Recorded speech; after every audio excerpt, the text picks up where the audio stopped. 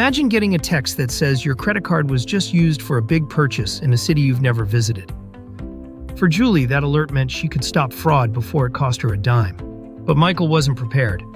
He didn't have alerts turned on.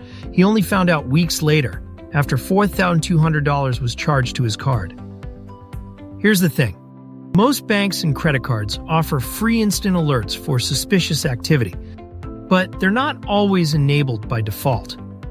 And most people never think to turn them on. These alerts can catch fraud in real time, giving you a chance to act before any real damage is done. Setting them up takes just 5 minutes.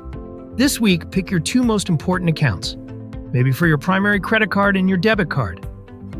Then log in, find the alerts or notification settings, and turn on alerts for online purchases, international transactions, password changes, and any transaction over a certain amount. One quick setup, and you're protected going forward. It's a small step that can save you a lot of trouble.